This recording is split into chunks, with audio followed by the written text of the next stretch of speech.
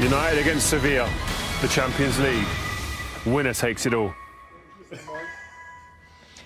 Such a big night that Rio Ferdinand wants my job, and it's also a huge night for Manchester United and for Jose Mourinho, who knows his side need, barring a goalless draw in a penalty shootout, a win here at Old Trafford if they are to join rivals Manchester City and Liverpool in the last 8.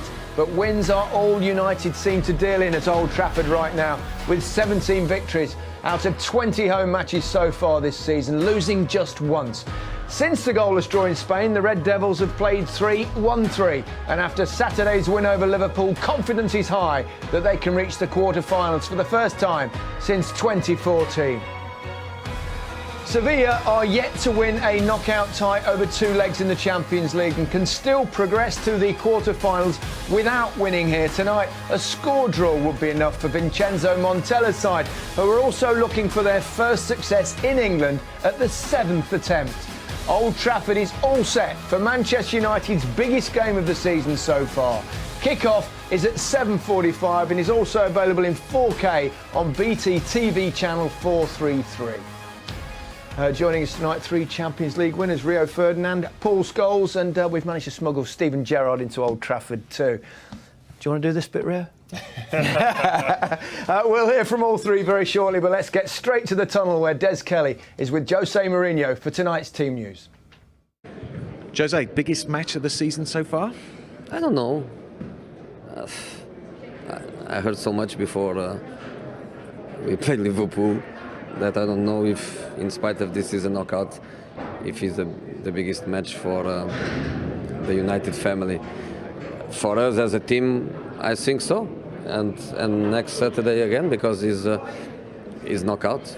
You know, we win, we go through. We don't win, we watch quarter-final on TV. It's simple. A couple of changes tonight. Lingard, Fellaini come in, Matt and McTominay make way.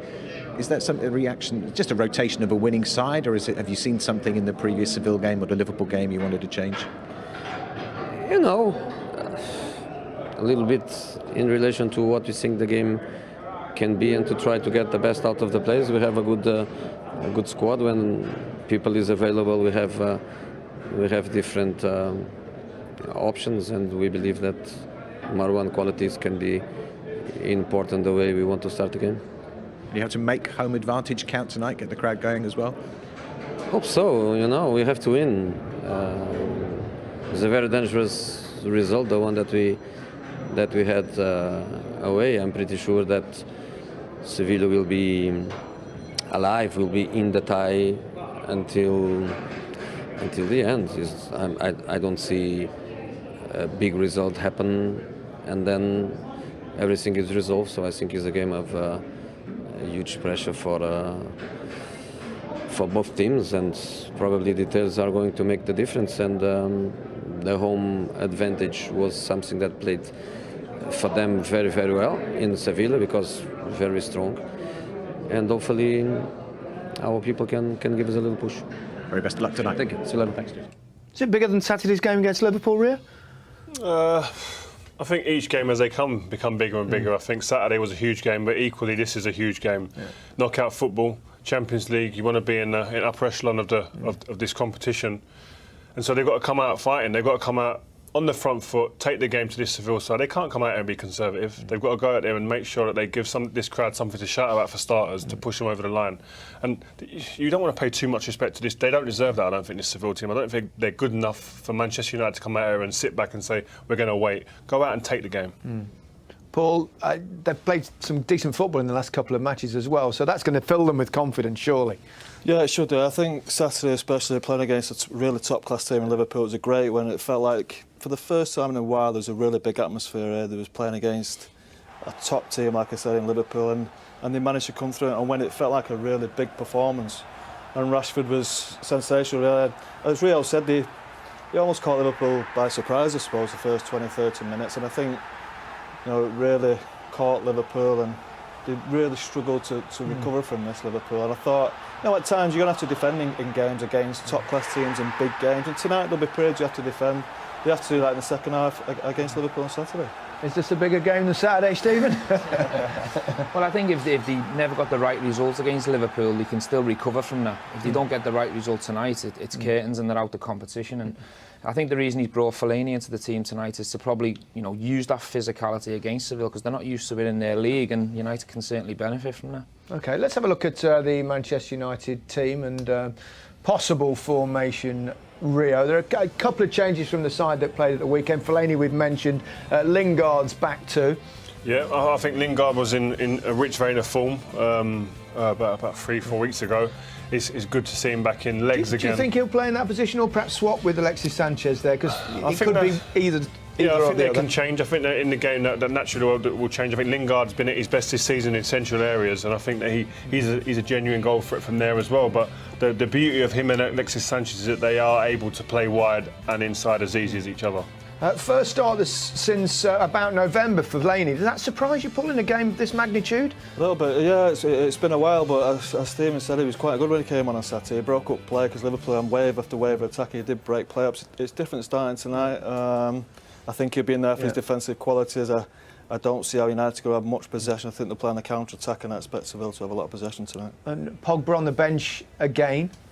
Yeah, I mean, United have got a very strong bench, so if the starting 11 isn't working for Jose, I'm sure he will make changes behind it. I watched this Seville team twice against Liverpool very closely, and as good as Banaga is, and he can control a football match, you can hurt this Seville team behind their midfield. And Zonzi presses, and Banaga's quite lazy out of possession, so I expect Sanchez to really hurt them between the lines. Just the one change from the team that played against Manchester United in the first leg. Kier coming into the starting lineup in place of Navas, so suggests a little bit more defensive lineup. And that's natural being away from home, but I think the number 11 Correa is someone to watch in the first leg. He was very, very good on the ball, goes around the pitch, great feet. So Manchester United have to be wary of that. But again, I don't think there's much on there that really should worry Manchester United. They should be worried more about their own performance. And it wasn't the best of games, was it, the first leg?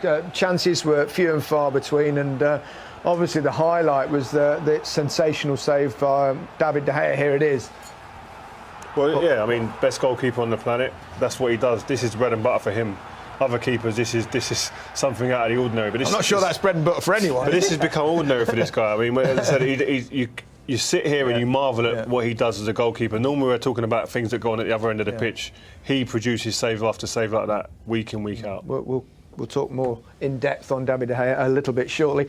Time to go pitch side though. Des Kelly is down there for us, and he's with a Manchester United legend, Brian Robson. Thanks very much, Gary. Yes, a man who's made many a swashbuckling performance on this pitch. What do you make of this tonight? 0-0, tricky scoreline, Brian.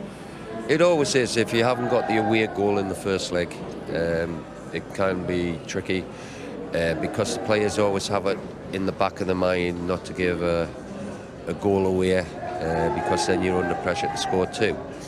But I've got to say that United away from home haven't been as good lately as what they've been at Old Trafford. But they've got some good results behind them throughout the season at Old Trafford, and it's a difficult place to come to and get a victory. So the boys have got it all to play for. They know how important it is to go through into the quarterfinals, but I expect us to win. First goal tonight is going to be very, very important, isn't it? Definitely. If United score the first goal, I think we'll definitely go on and win. But if Seville were to get off to a good start and get a goal, then it's going to be a real difficult night for the team. Thanks very much, Brian. Back to you, Gary. I marked Brian Robson at corners. Once ended very badly for me, needless to say. It's set up to be a tense night here in Manchester. There's only a goal between Roma and Shakhtar in the other match this evening. That's available on BT Sport 3 from 7:30.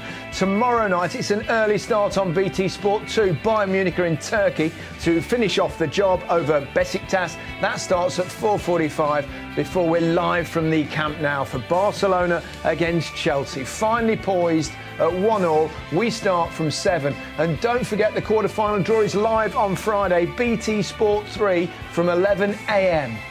The question is, will Manchester United be in it? They had David De Gea to thank for leaving Spain with a clean sheet 3 weeks ago. We'll be looking at the man a lot of people are saying is the world's best when we come back.